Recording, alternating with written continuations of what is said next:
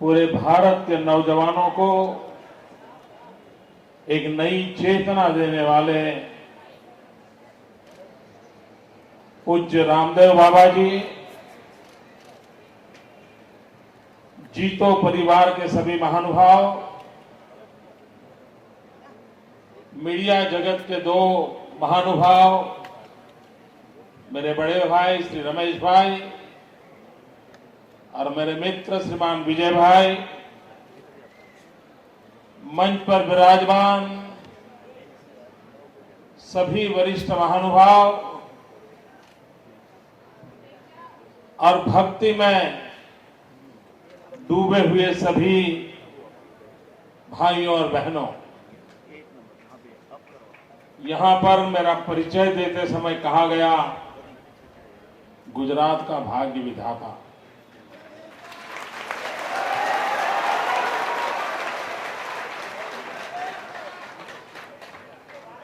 न मैं भाग्य विधाता हूं, न मैं भाग्य में भरोसा करता हूं।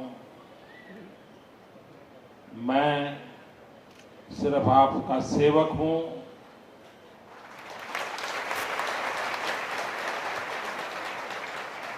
और अगर इस देश के कोई भाग्य विधाता है तो इस देश के 120 करोड़ नागरिक हैं।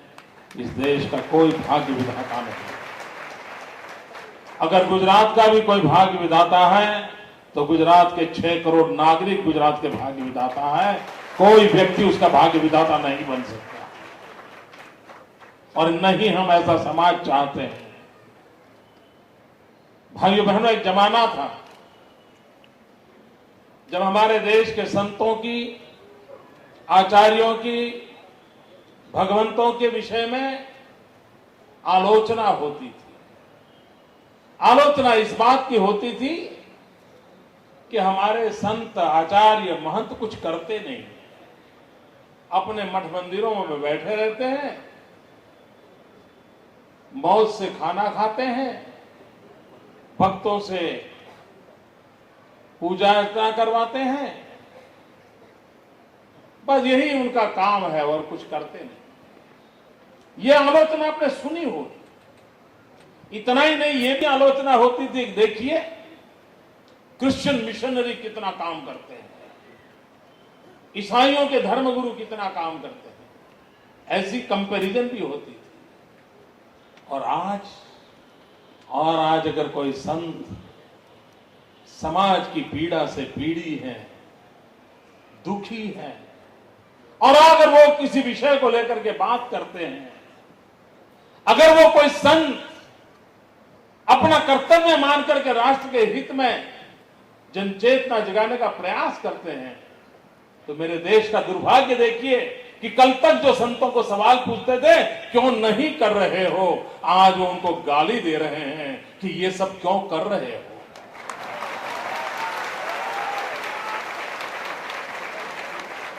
मित्र, इससे बड़ा कोई दुर्भाग्य नहीं हो सकता।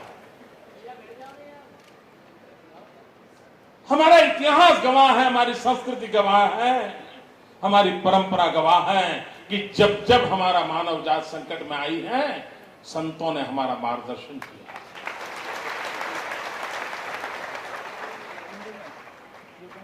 और इसलिए मैं पूज्य तरुण सागर जी महाराज का, पूज्य रामदेव बाबा का और ऐसे लाखों करोड़ों त्यागी तपस्वियों को आज बड़े आदर के साथ वंदन करना चाहता हूं कि जिन्होंने ये जोत जलती रखने का प्रयास किया। भाइयों बहनों, आज मुझे 3 महानुभावों के सम्मान करने का अवसर मिला। कोई पोस्टमैन किसी बेटे की कमाई को,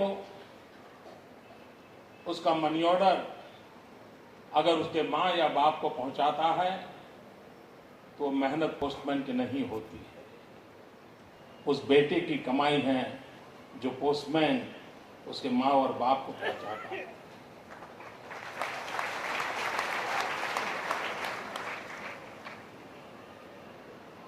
मैं पूज्य तरुण सागर जी महाराज का बहुत आभारी हूं कि मुझको उन्होंने एक अच्छे पोस्टमैन के रूप में पसंद किया।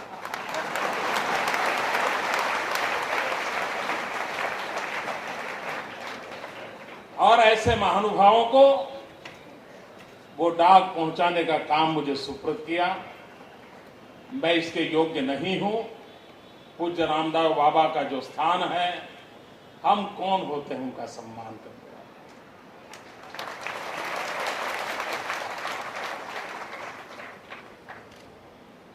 और इसलिए ये निमित्त बनने का जो अवसर मिला है, मैं अपने आप में एक बहुत बड़ा गौरव महसूस करता हूं। और इसलिए मैं तरुण सागर जी महाराज का हृदय से आभार व्यक्त करता हूं, साधुवाद व्यक्त करता हूं।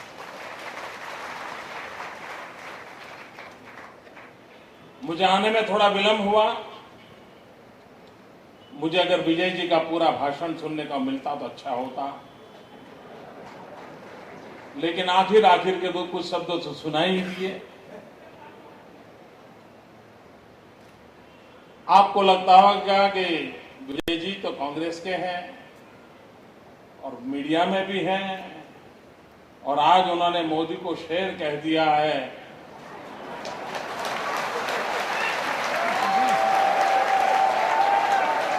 तो मोदी को रात को नींद बहुत अच्छी आएगी।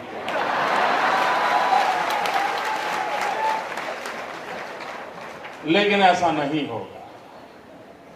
आज मुझे नींद मेरी है वो भी चली जाएगी।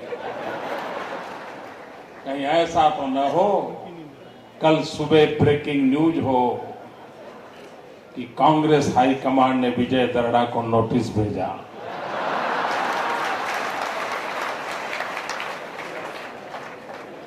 कांग्रेस हाईकमांड ने तय किया है कि विजय दर्डा जैसे कांग्रेस के एमपी चुनाव का वर्ष है और गुजरात में जाकर के मोदी की तारीफ करें, इससे बड़ा कोई इनडिसिप्लिन नहीं हो सकता है। इसलिए उनको निकाल दिया जाए।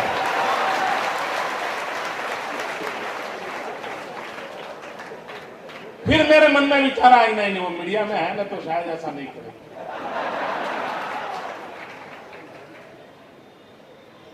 भाइयों बहनों, पता नहीं ये लोकतंत्र का बुर्खा पहन करके किस प्रकार से अलोकतांत्रिक तरीके अपनाए जा रहे हैं, यह देश ने भली भांति देखा है। भाइयों बहनों, जैन परंपरा ने इस देश को बहुत कुछ दिया है। आज पूरा विश्व ग्लोबल वार्मिंग के संकट से गुजर रहा है। पूरे विश्व को इस बात की चिंता है कि आने वाली पीढ़ी का क्या होगा। आज हम लोग जिंदा हैं, आज हम लोग पानी पा रहे हैं, आज हम लोग अगर ये हवा पा रहे हैं, उसमें हमारा योगदान नहीं है। हमारे पूर्वज हमारे लिए कुछ छोड़ के गए हैं, इसलिए हमारे नसीब है। अगर हमारे पूर्वजों ने न छोड़ा होता तो हमें यह नसीब नहीं होता। अगर मेरे पूर्वजों की बदौलत मुझे यह प्राप्त हुआ है, तो हम लोगों का भी दायित्व बनता है कि हमारी भावी पीढ़ी का खा जाने का हमें अधिकार नहीं है। हमें भी उनके लिए कुछ छोड़ के जाना चाहिए। कुछ शुद्ध हवा छोड़ के जाएं, कुछ पीने का पानी छोड़ के जाएं, उनके लिए कुछ छोड़ के जाएं। वो तब संभव होगा। भाइयों बहनों, मैं बड़े विश्वास के साथ कहता हूं, अगर विश्व ने जैनिज्म को जाना होता, हिंदुत्व को जाना होता और जीने का प्रयास किया होता, तो आज दुनिया को ग्लोबल वार्मिंग का संकट न आता। यह महान संस्कृति है, परंपरा है, जिसने किस ऊंचाई तक देखा है। मित्रों, पश्चिम की बड़ी तारीफ होती है। कुछ लोग तो बाइबल के कोड दिखाते हैं और एक शब्द हमें बताया जाता है बार बार, लीव और लेट लीव, जियो और जीने दो। और हम भी इस बिना समझी में सीना तान कर उस वाक्यों का 50 बार प्रयोग करते हैं और बड़ा गर्व महसूस करते हैं कि पश्चिम से आया हुआ कोई वाक्य हम लोगों को बहुत अच्छा लगता है। लेकिन कभी हमने अपनी ओर देखा है? हमारे संतों ने, आचार्यों ने, भगवंतों ने हमें क्या रास्ता दिखाया? उन्होंने हमें इतना नहीं कहा जियो और जीने दो, इतना नहीं कहा। वो एक कदम आगे गए और हमें कहा जीवो अने जीवाड़ो। देखिए ये परंपरा है। आपने जितनी बार तरुण सागर जी को सुना होगा ये वाक्य जरूर आया होगा। यही तो उच्च परंपरा है कि जो सिर्फ मैं जीता हूं, तुम जियो, तुम तुम्हारा कर लो, मैं मेरा कर लो, ये हमारी संस्कृति नहीं है। ये संस्कृति कहती है जियो, और अगर वो जीने के लिए असंभव है तो उसको जीने के लिए पूरी शक्ति और समर्थन मदद करो। ये महान परा है, उस महान परंपरा के हम शिष्य। भाइयों बहनों, मैं आज एक पीड़ा की बात भी करना चाहता हूं। आप लगातार घड़ियाली आंसू क्या होते हो बराबर देखते रहते हो, और ये घड़ियाली आंसू बहाने वालों की कोई कमी नहीं है, झूठ फैलाने वालों की कोई कमी नहीं है। ये राजनीति का मंच नहीं है, लेकिन एक ऐसे संत का मंच है जिस संत ने जीव दया के लिए जीवन खपा दिया है। और इसलिए उस पीड़ा को मैं व्यक्त करने के लिए ये सही जगह समझता हूं। भाइयों बहनों, हमारे गुजरात की पहचान है व्हाइट रिवॉल्यूशन, श्वेत क्रांति की। हरियाणा, पंजाब, गंगा यमुना के प्रदेशों की पहचान है हरित क्रांति की, ग्रीन रिवॉल्यूशन की। और मानव जाति के कल्याण के लिए श्वेत क्रांति और हरित क्रांति की चर्चा लगातार होती रही है। और मैं और आप सब गर्व करते हैं श्वेत क्रांति के लिए, हरित क्रांति के लिए। लेकिन शायद संतों तक भी ये बात नहीं पहुंची होगी। यहां बैठे हुए जीव दया के लिए जीवन खपाने वालों के तक भी एक बात नहीं पहुंची होगी। दिल्ली में एक ऐसी सल्तनत बैठी है जिस सल्तनत का एक निर्णय है पिंक रिवॉल्यूशन। व्हाइट रिवॉल्यूशन देखा, ग्रीन रिवॉल्यूशन देखा, अब वो कह रहे हैं पिंक रिवॉल्यूशन। और उन्होंने, ये वाकई उनकी वेबसाइट पर अवेलेबल है, दिल्ली में बैठी हुए मैडम सोनिया जी के नेतृत्व वाली कांग्रेस सरकार का एक एजेंडा है पिंक रिवॉल्यूशन। ये पिंक रिवॉल्यूशन है गुलाबी क्रांति। ये गुलाबी क्रांति क्या है? मटन का जो कलर होता है ना, वो पिंक कलर का होता है। ताली किसके लिए बजा रहे हो मेरे भाइयों? ताली किसके बजा? आंख में से आंसू टपकने वाले, मेरी बात जब सुनोगे तब आपके रोंगटे खड़े हो जाने वाले हैं। किस प्रकार के निर्णय किए जा रहे हैं दिल्ली में। और विजय जी, कांग्रेस के नेता यहां बैठे हैं, मेरी पीड़ा यहां व्यक्त करना उचित मानता। उन्होंने पिंक रिवॉल्यूशन का नारा लगाया है।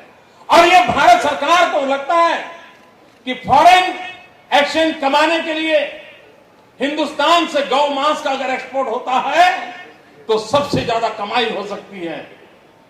और इसलिए भारत सरकार अधिकृत रूप से गौमांस एक्सपोर्ट करने के लिए 50 करोड़ रुपए तक की सब्सिडी अगर आप अच्छा कत्लखाना बनाना चाहते हो तो भारत सरकार देती है। आप बच्चों के लिए दूध रखने के लिए अगर फ्रीज मांगोगे तो 50 रुपया देने के लिए तैयार नहीं है, लेकिन गौमांस दुनिया में भेजने के लिए एक एक व्यक्ति को टोटल 50 करोड़ नहीं कह रहा हूं, अगर 10,000 लोग आज आ जाए कि बहुत बड़े मॉडर्न स्लॉटर हाउस बनाना है तो हर एक को 50 करोड़ देने की योजना ये दिल्ली में बैठी हुई सरकार की है। भाइयों बहनों, ये 2012 में भारत सरकार के जो अंक प्रसिद्ध हुए उसमें कहा है कि हिंदुस्तान में एक्सपोर्ट में सबसे अधिक को एक्सपोर्ट किया गया है तो बीफ का किया एक्सपोर्ट, गौ मांस का एक्सपोर्ट किया गया है। यह अधिकृत रूप से भारत सरकार ने बड़े गौरव से अपने अंक प्रदर्शित किए। भाइयों बहनों, गुजरात में गाय के नाम पर घड़ियाली आंसू बहाने वालों को मैं पूछना चाहता हूं कि मेरी गाय मां का क्या गुनाह है, उस मुख पशु का क्या गुनाह है कि तुम सिर्फ पैसों तिजोरी के लिए और यहां पर अनाप शनाप खर्च करने के लिए उसको कत्ल करके दुनिया के बाजार में बेच रहे हो। भाइयों बहनों, बांग्लादेश में लाखों की तादाद में हमारी गायों की चोरी करके, स्मगलिंग करके उसको बांग्लादेश ले जाया जाता है। बांग्लादेश से उसकी कत्ल होती है और दुनिया के बाजार में बांग्लादेश कमाई करता है, बीफ बेचता है। भाइयों बहनों, एक गुजरात सरकार ऐसी है जिसने सुप्रीम कोर्ट तक लड़ाई लड़ी। 3-3 बार सुप्रीम कोर्ट में जो केस हार चुके थे, हमने चौथी बार कोशिश की और अकेला राज्य ऐसा है जो सुप्रीम कोर्ट से निर्णय लेके आया है कि हम गौ वंश रक्षा करना या हमारा अधिकार है। और एक गुजरात एक राज्य ऐसा है कि जिसने गौ वंश रक्षा का कानून बनाया है।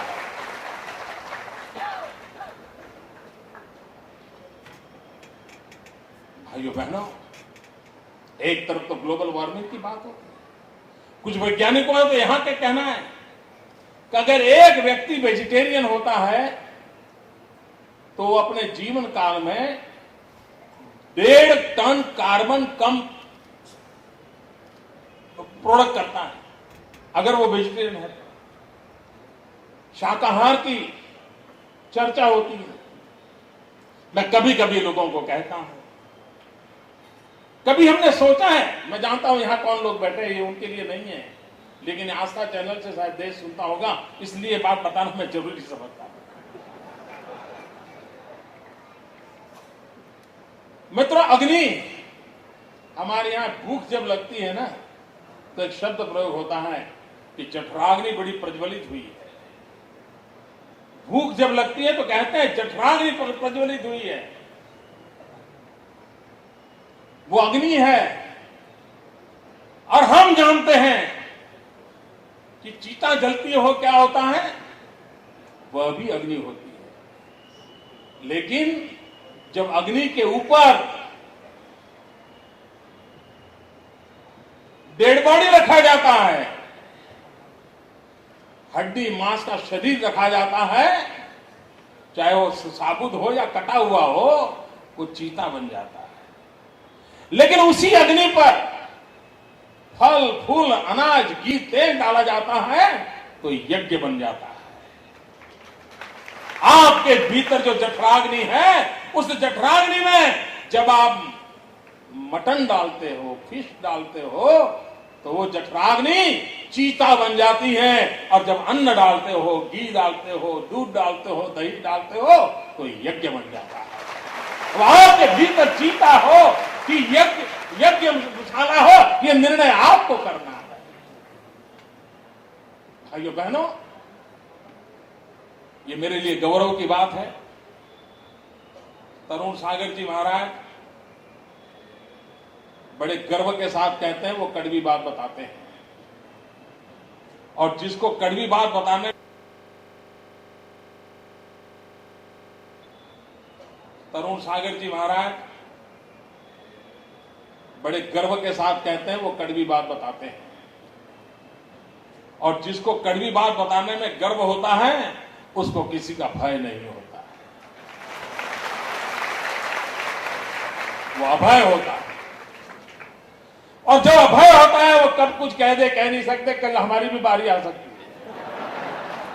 अगर उनका मर कर गया तो हमको भी लपेट लेंगे। लेकिन फिर भी कुछ बातों में संकेत रहते हैं भैया, और उन संकेतों को भी कभी कभी समझना चाहिए। हर बात संतों को बोलने की जरूरत नहीं होती है। और मैं मानता हूं यहां जो लोग आए हैं वो और मेरे मीडिया के मित्र इस संकेत को समझेंगे। मीडिया के लोग समझते तो हैं, लेकिन आपको समझाएं, ये मैं प्रार्थना करता हूं। और संकेत ये है कि इस बार तरुण सागर महाराज जी ने कमल पर बैठना पसंद किया है।